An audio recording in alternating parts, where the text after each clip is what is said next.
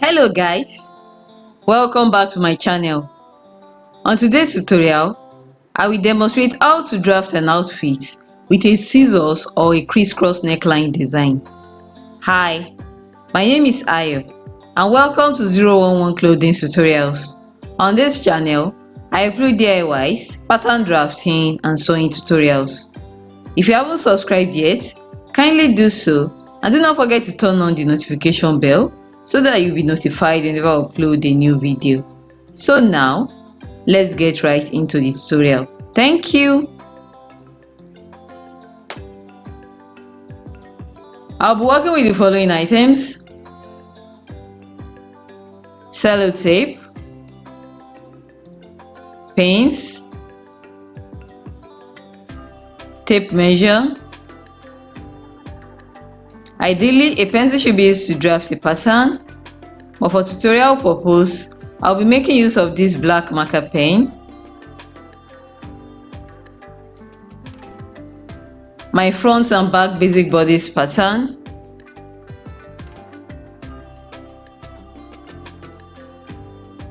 paper scissors, rulers and curves,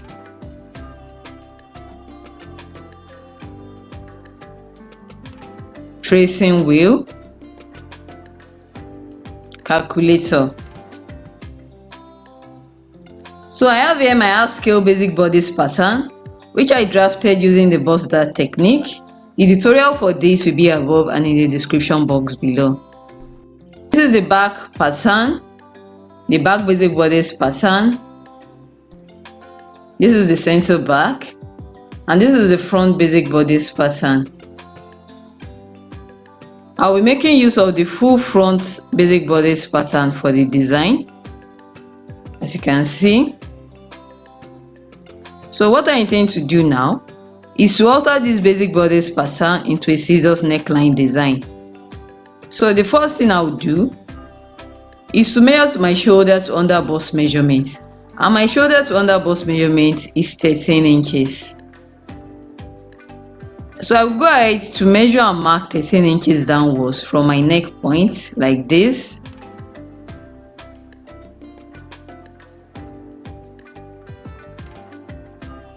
So this is 13 inches, I'll mark the point.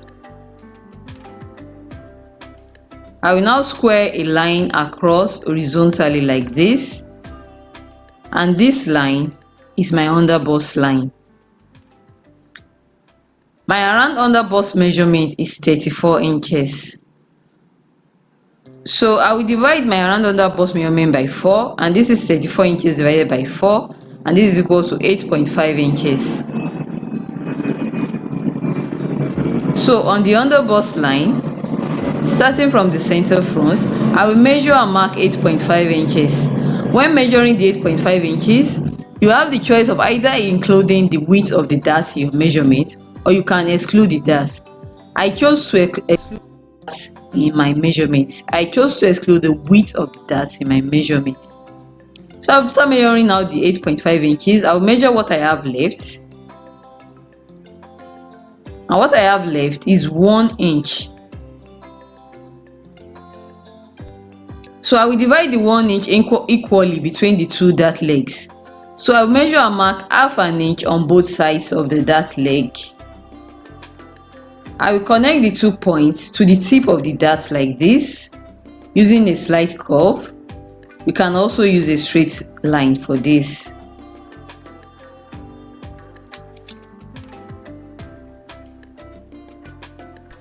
I will now connect these 2 points to the lower part of the dart like this.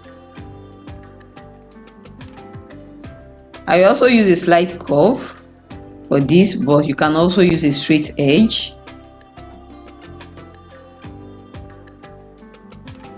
So now I'm done with the underbust tightening. The next thing I'll do is to do the overbust tightening. So from the tip of the waist dart, which is also my bust point, I will measure and mark 5 inches upwards like this. I will square a line across horizontally like this. Next, I will find the middle point on the slanted shoulder line like this, and I will mark the middle point.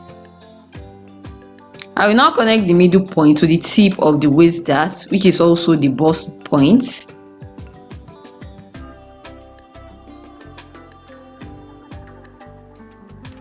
It is on this line that I will do the overbust tightening. So I will measure and mark half an inch on both sides of this line like this. I will connect these 2 points to the bust points. I will use a slight curve for this, but you can also use a straight edge.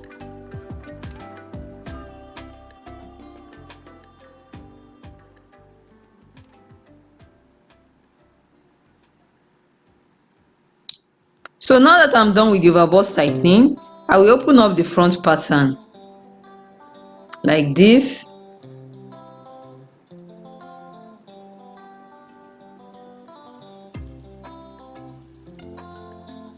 I will now go ahead to measure and mark 1 inch away from the neck point.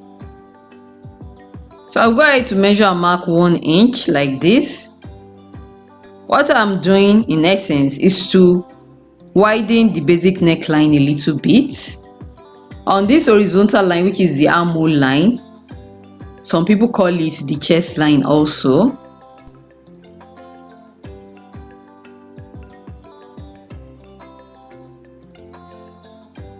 So on the middle line of the front pattern, I will measure and mark 1 inch downwards like this from the armhole line. I will now go ahead to connect the 1 inch that I measured away from the neck point to the top of the overbust dart leg closest to the center front like this.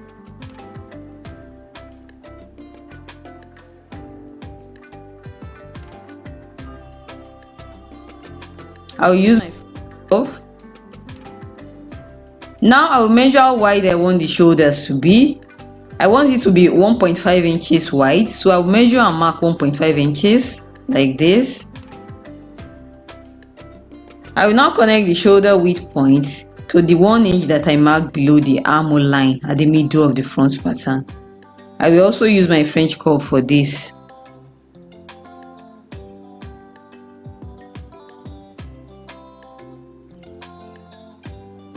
The next thing to do is to tighten the armhole.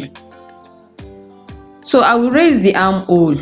I will raise the lower part of the armhole curve like this by 1 inch. I will now redraw the lower part of the armhole curve.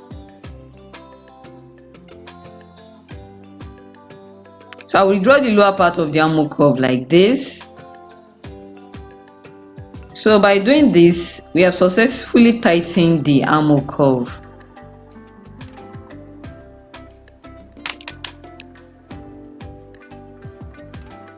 I will now connect the second overbust dart leg to the lower part of the armhole curve like this.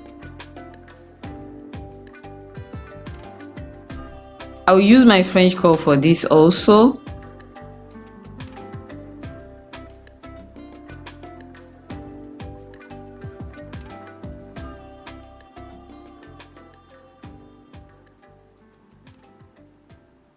I will now go ahead to cut out the front pattern like this.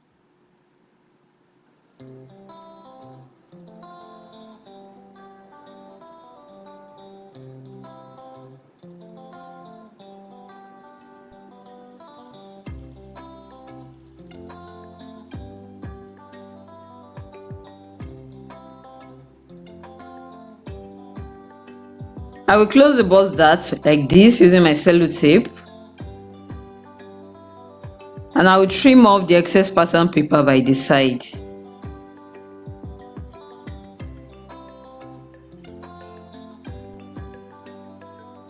So this is the basic bodice pattern for the back, and it already has a 1-inch zip allowance at the center back.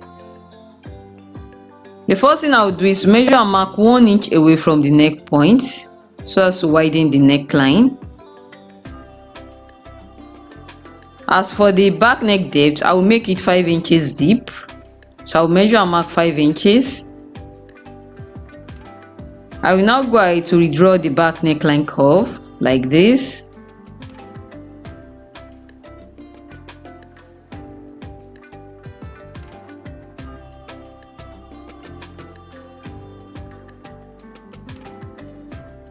I will make use of the front pattern to get the exact shoulder width like this, and I will mark the points. The shoulder width should be 1.5 inches wide, just like the front pattern.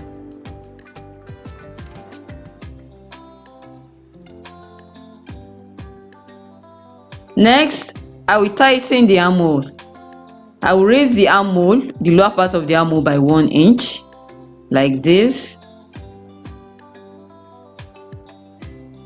I will now to redraw the armhole curve by connecting the new shoulder width to the raised armhole curve like this, using my French curve.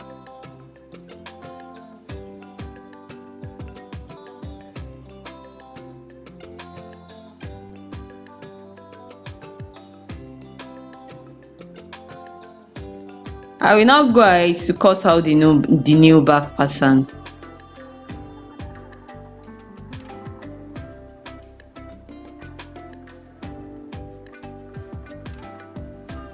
So now I'm done, and these are the patterns needed to make the scissors neckline design. Stay tuned for my next tutorial where I will cut and sew these pattern pieces on my fabric. If you find this video helpful, do not forget to give it a thumbs up, drop a comment down below, share this video with your friends who are interested in sewing, and do not forget to subscribe to my YouTube channel if you haven't done so already. See you in my next tutorial. Bye, and thank you so much for watching.